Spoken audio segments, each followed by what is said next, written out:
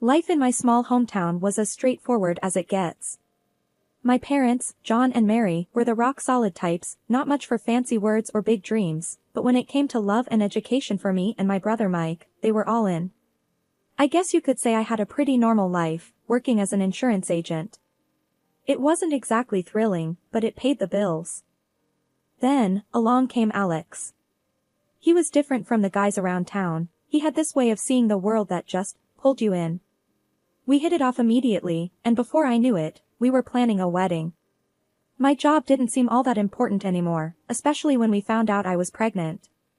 I decided to quit and focus on our family. Alex was over the moon about it, always saying how he wanted our kids to have one parent around full-time.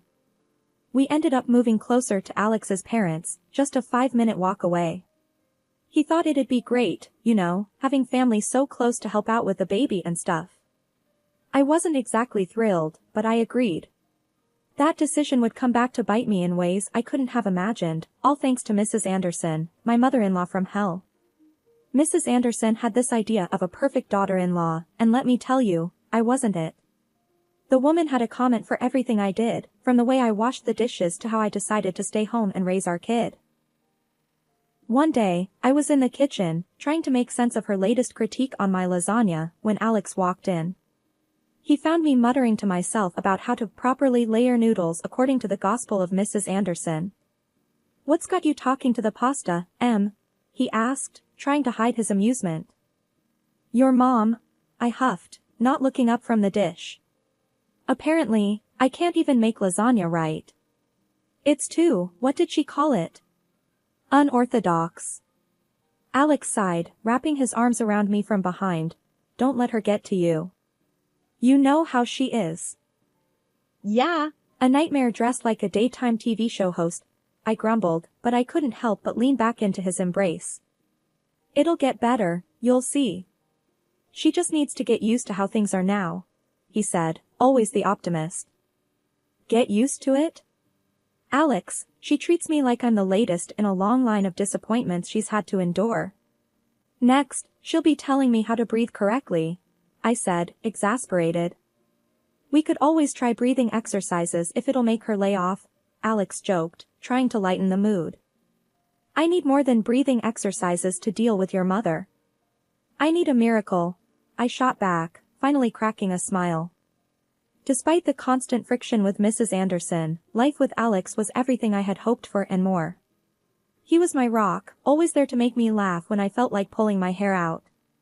For now, I was content in our little bubble, blissfully unaware of the storms brewing on the horizon. It wasn't long before her helpful visits became my daily dread. She'd come over, especially when Alex was at work, as if she had a radar for my alone time. The minute she stepped through the door, it was like she was on a mission to find fault. One afternoon, she caught me in the middle of tidying up the living room. "Emma, darling," she began, her voice dripping with a tone that was anything but darling. "This place is a mess. Do you even know how to clean properly?" I bit my tongue, counting to 10 in my head. "I'm doing the best I can, Mrs. Anderson," I replied, trying to keep the peace. "And these dishes," she continued, not missing a beat as she moved to the kitchen. "Look at these spots. When I was your age, I worked a full-time job and still kept the house spotless." There it was, the age-old lecture on how I was doing everything wrong. I clenched my jaw, feeling my frustration rise. "Times have changed, Mrs. Anderson. I do work, taking care of your grandson and this home. That's no excuse for living off my son and wasting his money," she snapped back, her words like venom. I had heard enough. "Look, I appreciate your concern, but I'm not idling. Alex and I agreed on this arrangement. It's our decision, not just mine." Her eyes narrowed. "A real woman knows how to balance work and home. You're just taking the easy way out." The argument was going nowhere, and I knew it. "If you're done inspecting, I have a lot to do," I said, my voice cold. She huffed, clearly displeased, but finally started heading towards the door. "Just remember, Emma, my son deserves better." The door closed behind her, and I let out a breath I didn't realize I'd been holding. Alone again, I slumped against the counter, feeling both defeated and furious. How could one person make me feel so small? Alex came home to find me still stewing over his mother's words. "What's wrong, babe?" he asked, immediately noticing my mood.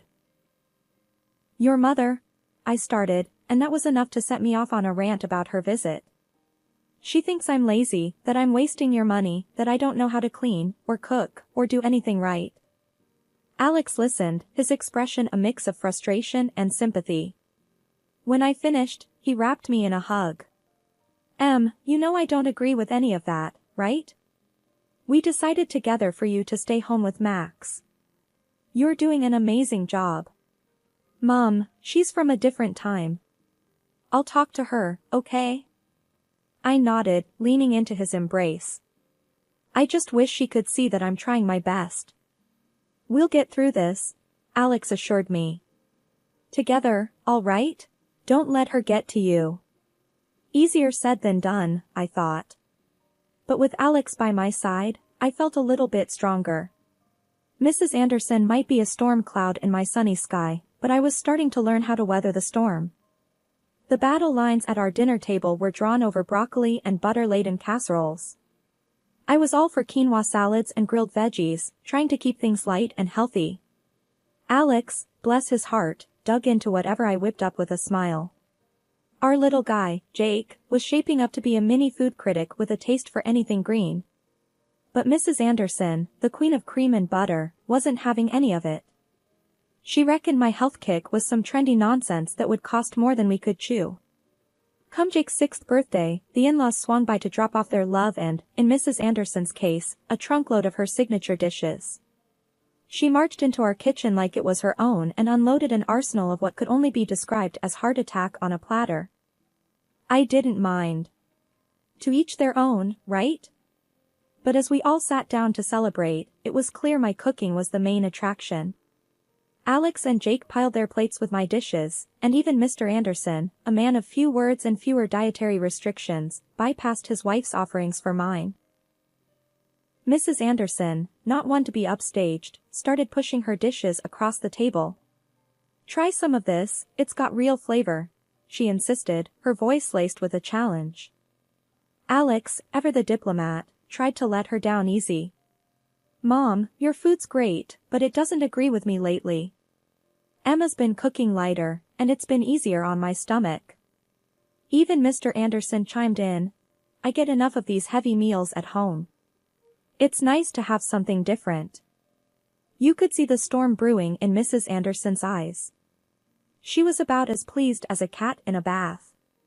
Without another word, she stood up, her cheeks a shade of tomato, and made some excuse about forgetting something in the oven at home. She was out the door before dessert, leaving a cloud of tension in her wake. After the door clicked shut, Alex let out a low whistle. "Well, that went smoothly," he said, sarcasm thick in his voice. We all shared a laugh, but I couldn't shake the feeling that this was far from over. Mrs. Anderson had a way of holding grudges like they were prized possessions. As the evening wound down, and we said goodbye to the last of the guests, I caught Alex watching me with a look that was half admiration, half concern. "You okay?" he asked, wrapping an arm around my shoulders. I leaned into him, the chaos of the day melting away. "Yeah, I'm good. Your mom might be a hurricane, but I've got my storm shelter right here." He chuckled, kissing the top of my head. "That's my girl. Just remember, we're in this together. Team us against the world." "Yeah, team us," I echoed, feeling a surge of confidence. Mrs. Anderson might think she could rain on our parade, but together, Alex and I were a force to be reckoned with. And if that meant weathering a few storms along the way, so be it. After all, what's a little rain to a couple of umbrella holders like us? After the storm that was my son's 6th birthday, things settled down. Mrs. Anderson, my not-so-beloved mother-in-law, gave us a wide berth, which was a relief. Life was peaceful until Christmas rolled around. Out of the blue, Mrs. Anderson called, asking me to whip up some dishes for the family gathering. It took me by surprise, but hey, I thought it might be a chance to mend fences. I put my heart into those dishes, making sure each one was a hit. The day before the gathering, I dropped them off at her place, feeling hopeful. My little boy, eager to spend time with his grandma, went over early on the day. When Alex and I arrived, the house was buzzing with relatives. Everyone seemed genuinely happy to see us, everyone except her. The atmosphere was weird, but I brushed it off, thinking maybe we were finally turning a corner. That hope shattered the moment Mrs. Anderson stood up, clearing her throat for everyone's attention. "I need to apologize," she began, her voice louder than necessary. "I made a mistake letting Emma prepare our dinner." I felt every eye in the room on me, confusion and embarrassment flushing my cheeks. What was she on about? She made a show of tasting my dish, then dramatically spat it out. "See? Inedible," she announced, urging others to try and see for themselves. My heart sank as I watched relatives hesitantly taste my food, their expressions turning sour. It didn't make any sense. I'd tasted those dishes, they were fine. "What's going on?" I whispered to Alex, who looked as baffled as I felt. He shrugged, at a loss. "I don't know, Em. This isn't right." Mrs. Anderson was basking in the drama, a smug look on her face as she watched the scene unfold. "I'm so sorry you all had to taste that. I have no idea what Emma was thinking." Encouraged by her performance, other relatives hesitantly followed suit, tasting the food and then sharing looks of disappointment. Murmurs of agreement spread around the table like wildfire, with people politely pushing their plates away. The mood shifted, with everyone suddenly becoming a critic, suggesting that what I'd brought to the table was less a feast and more a fiasco. Just as the embarrassment was about to swallow me whole, my husband's cousin, Mike, tried to lighten the mood. "Hey, don't sweat it," he said, clapping me on the back with a half-hearted chuckle. "We all botch it up in the kitchen now and then. No biggie." But his words, meant to comfort, barely registered. My gaze was locked on my mother-in-law, who was practically glowing with vindication. Her smile was tight, satisfied, as if she had orchestrated the entire evening just to see me falter. Feeling like I was in some sort of nightmare, I approached the table and grabbed a fork. I had to know. Each dish I had lovingly prepared and tasted to perfection before bringing it to the gathering was now tainted with a pungent taste of balsamic vinegar. It was baffling, these recipes were my signature, crafted without even a hint of vinegar. Standing there, amid the bewildered and disappointed glances from relatives, I felt a mix of embarrassment and betrayal. "Mrs. Anderson," I started, my voice steady despite the turmoil inside. "Could you please explain? There's vinegar in everything. It's overpowering, and it wasn't part of my recipes." Mrs. Anderson, with a coolness that seemed rehearsed, shrugged off my concern. "How should I know, dear? Perhaps you simply made a mistake. It happens to the best of us." But before I could press further, a voice, clear and innocent, cut through the tension. "Mommy! I know what happened to the food." It was my son, Danny, barely 6 years old, charging into the room with a bright bottle of balsamic vinegar clutched in his little hands. The room went silent, all eyes on him. "Danny, sweetheart, what are you talking about?" I asked, kneeling to his level. "I saw Grandma," he exclaimed, nearly out of breath from his excitement. "She put this in all your food when you were outside." A collective gasp filled the room. Mrs. Anderson's face turned a shade paler, her composure slipping. "That's absurd," she sputtered. "Why would I do such a thing?" "Danny, can you show me exactly what you saw Grandma do?" I asked, trying to keep my voice calm despite the storm of emotions raging inside me. With the seriousness of a judge, Danny walked over to the table, pointing the bottle at each dish I had made. "Here, and here, and here," he announced, his finger moving from one dish to the next. After the whole fiasco with the dishes and Danny's bold claim, the room was as tense as a coiled spring. I couldn't have been prouder of my little guy for speaking up, his honesty shining like a beacon in that stormy evening. "That's my boy," I said, ruffling his hair gently. Kids his age have a knack for seeing things clearer than us adults sometimes. But Mrs. Anderson, my mother-in-law, wasn't having any of it. Her face twisted in anger, she snapped. That child's lying. You've taught him to be a liar, just like you. The words hit like a slap, and Danny's tears started flowing, his little body shaking with sobs. That was the last straw for Alex. Standing up so fast his chair nearly toppled, he pointed a firm finger at his mother. Don't you dare accuse him or Emma of lying. He's a child, Mom. What's wrong with you? She shot back. Oh, please. You're so whipped by Emma, you can't even see the truth. Maybe you should think about who you're married to. Before Alex could retort, his dad, a usually quiet man who preferred to stay out of these squabbles, stood up. His voice was calm but carried a weight that silenced the room. Enough, Martha. I won't hear another word against my grandson or Emma. They're family. Martha, fuming, rounded on her husband. Fine. If you're siding with them, maybe we shouldn't be together. How about that? To everyone's shock, he simply nodded. Maybe you're right. If this is how you treat family, I don't want any part of it. I want a divorce.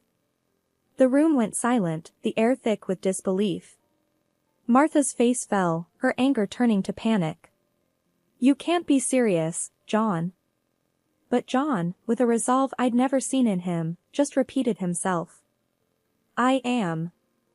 I can't be married to someone who treats their own family like this. Just when we thought the night couldn't get any more dramatic, Mrs. Anderson's sister, Aunt Linda, attempted to play peacemaker. Martha, please, let's not make things worse. There's no need to fight with John over this, she implored, her voice a soothing balm on the heated exchange. But Mrs. Anderson wasn't having any of it. I don't need your advice, Linda. I'll handle my family my way, she dismissed, her words sharp as knives.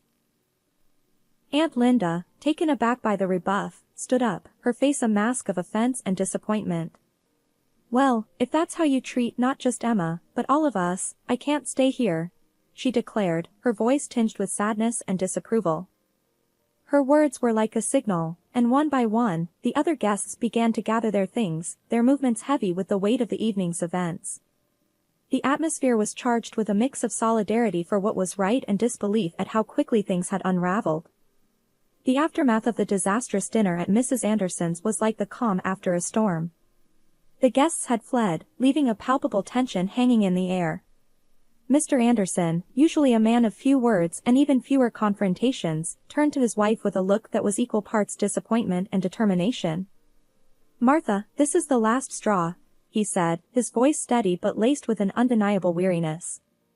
Your selfishness, your intolerance. I've had enough. I'm done putting up with it.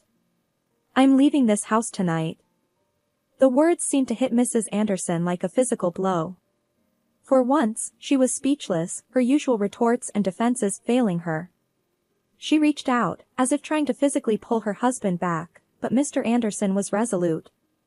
He then turned to us, Alex and me, with a proposition that took us by surprise. Let's not let this ruin our Christmas. Why don't we continue the celebration at your place? Emma, I know you had more of those wonderful dishes prepared. The offer was like a beacon of hope, a chance to salvage what was left of the evening. Absolutely, we'd love to have everyone over, I replied, my heart swelling with gratitude for the unexpected solidarity. In a flurry of activity, I called the guests who'd left, explaining the sudden change of venue and inviting them to join us at our house. To my relief and delight, everyone agreed, their spirits lifted by the promise of a more welcoming atmosphere. As we all reconvened at our home, the earlier tension seemed to melt away, replaced by warmth and laughter. The living room was filled with chatter and the clinking of glasses, as I brought out dish after dish of the food I'd originally prepared with so much love. The compliments flowed as freely as the wine, and I couldn't help but feel a sense of pride and vindication. Alex and his father pitched in, making sure everyone was comfortable and well-fed, while Danny, ever the center of attention, regaled our guests with tales of his school adventures. It was, against all odds, turning into a wonderful Christmas. As the evening drew to a close, and our guests started to leave, each one made a point to thank us for the lovely time, their earlier discomfort forgotten. Mr. Anderson stayed behind, helping us clean up, his earlier resolve softened by the evening's successes but still determined to follow through with his decision. Mrs. Anderson, meanwhile, spent the night alone, a consequence of her actions and choices. It was a somber reminder that the spirit of Christmas, of family and togetherness, couldn't be forced but had to be nurtured with kindness and understanding. That Christmas, while it started with division and discord, ended with unity and joy. It was a testament to the strength of family, not just the one we're born into but the one we choose and build through our actions and compassion. And as I looked around at the happy faces of our impromptu gathering, I knew that, despite everything, we had indeed had a great evening. In the wake of the Christmas upheaval, life took a turn I never would have guessed. Mr. Anderson went through with the divorce, leaving Mrs. Anderson on her own. Then, out of the blue, she called me, her voice a mix of desperation and hope, asking if I could somehow bridge the gap between her and Mr. Anderson. I just can't. I told her firmly, my mind flashing back to the pain in my son's eyes when she called him a liar. What you did to Danny, to all of us. I can't just forget it. So, there she was, moving out of the house she'd lived in for years, into a rented apartment that was a far cry from the comfort she was accustomed to. Her savings were thin, and the allowance from Mr. Anderson barely covered the essentials. Last I heard, she'd started working part-time at a local store, a reality she never imagined for herself. One evening, while Alex and I were clearing up after dinner, I brought it up. Can you believe she's working at the store now? I mused, not sure how to feel about it. Alex leaned against the counter, drying a plate. Yeah, I heard. Hard to believe, right? But, honestly, it feels like karma in a way. Her actions, everything that led to this. It's like she's finally facing the consequences. I nodded, the sponge in my hand pausing on a stubborn spot. I do feel bad, on some level. But then I remember Danny's face that night, and my sympathy just fades. Yeah, Alex sighed, setting the plate aside. It's a tough situation all around. But she did bring it on herself. All those years of bitter comments and manipulative behavior. It's sad, but maybe this will be a wake-up call for her. We shared a quiet moment, the complexity of family ties weighing heavily between us. Do you think she'll change? I asked, genuinely curious about his take. Alex shrugged, a hint of sadness in his eyes. I hope so, for her sake. But people only change if they want to, not because we want them to. All we can do is move forward and make sure our little family stays strong, surrounded by love and respect. His words, simple yet profound, resonated with me. The saga with Mrs. Anderson was a stark reminder of how fragile relationships could be, and the importance of nurturing them with kindness and honesty. As we finished up in the kitchen and settled down for the evening, I felt a sense of peace. Despite the trials, our family had emerged stronger, more united. The future was uncertain, but as long as we had each other, we could face whatever came our way with grace and resilience.